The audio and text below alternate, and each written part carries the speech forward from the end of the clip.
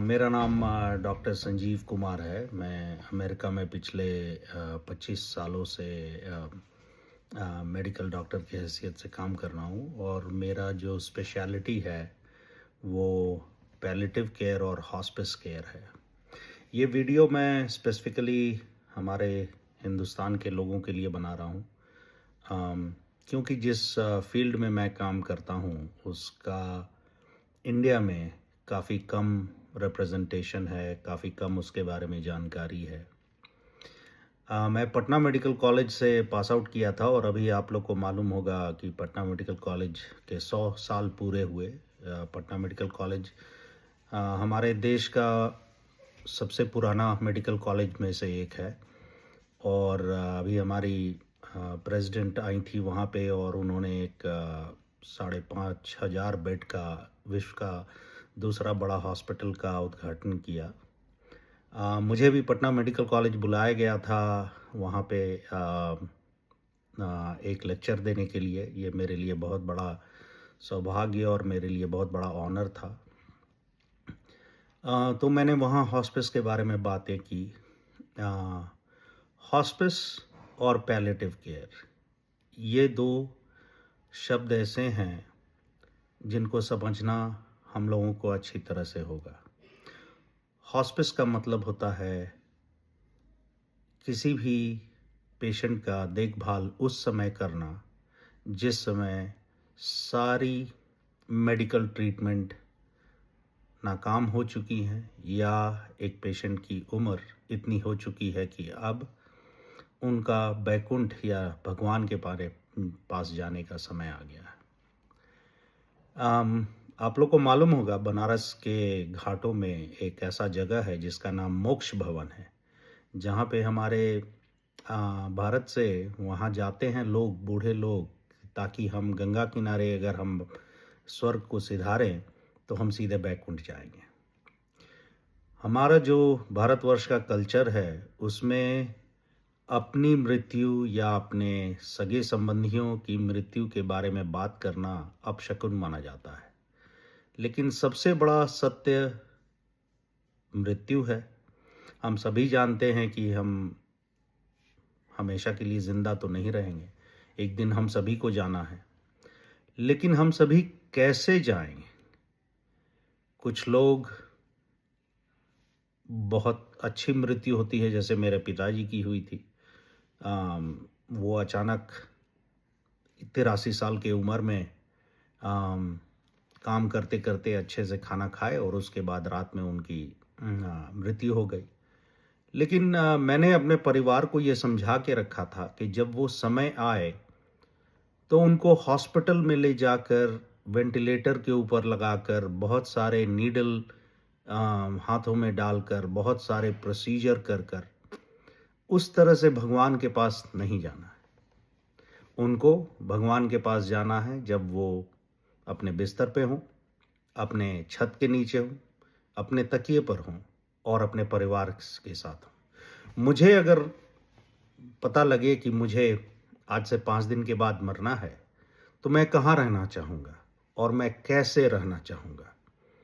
तो मुझे अगर पता चले 5 दिन के बाद मरना है तो मैं चाहता हूँ कि मैं अपने बिस्तर पे हूँ, अपने परिवार के साथ हूँ, अपने छत के नीचे हूँ, अपने तकिए पर हूँ और मैं जब जाऊँ तो मुझे कोई तकलीफ नहीं हो। ये चीज़ को समझना हम सभी को बहुत ज़रूरी है,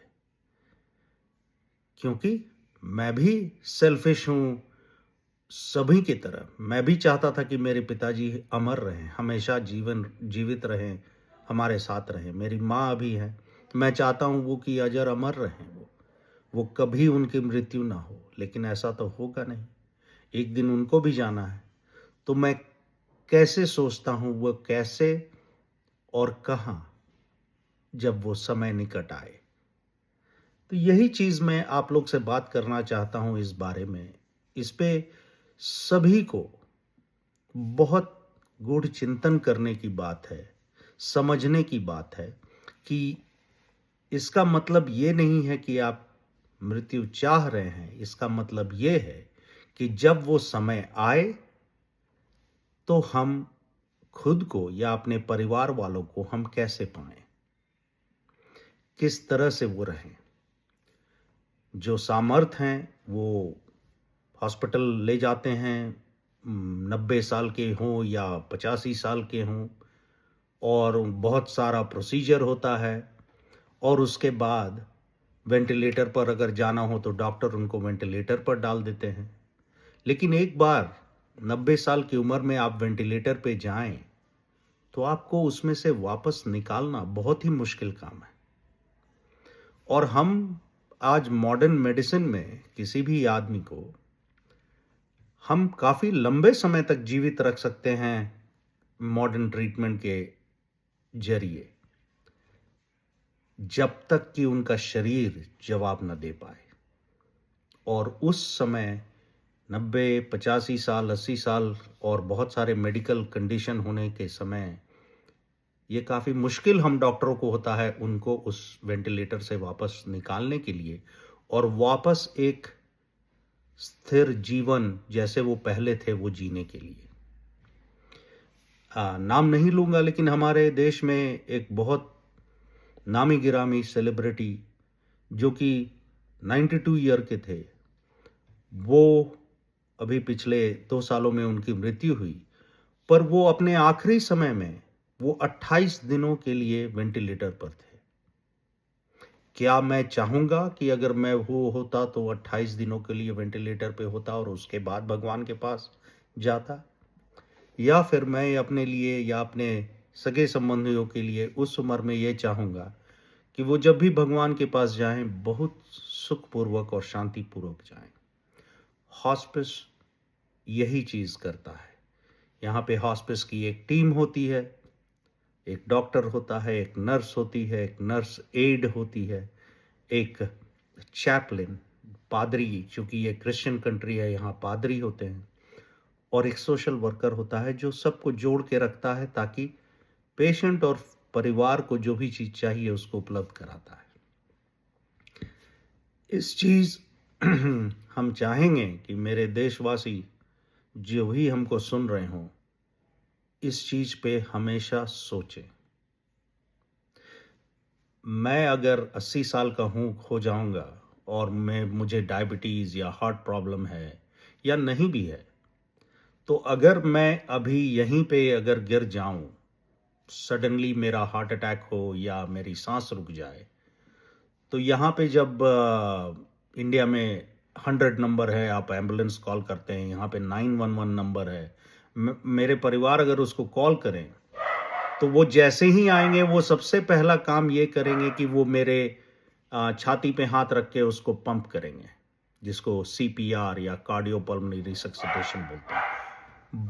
पर अगर मैंने अपने परिवार को बोला हुआ है कि मैं उस स्थिति में अगर मेरी वो कंडीशन हो और मेरी सांस रुक जाए या मुझे हार्ट अटैक हो, तो मैं चाहता हूं कि आप दवाइयों के अनुसार हमको अगर कुछ कर पाएं तो करें, नहीं तो वो एक साइन लें भगवान की तरफ से कि ये आपका समय आ गया है और मुझे बहुत शांतिपूर्वक बिना किसी दर्द के भगवान के पास जाने दें।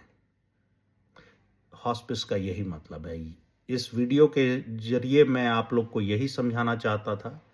मैं और वीडियो इसके बाद करता रहूँगा। बूढ़े लोग का कैसे इलाज करना है, क्या करना है, कब हॉस्पिस की ज़रूरत है, और मेरा फ़ोन नंबर या मेरा ईमेल आप लोग के पास रहेगा। आप लोग को किसी को भी कभी कोई ज़रूरत हो, बेझिझक मुझे व्हाट्सएप कीजिए या मुझे ईमेल कीजिए। Thank you so much. नमस्ते एंड जय हिंद।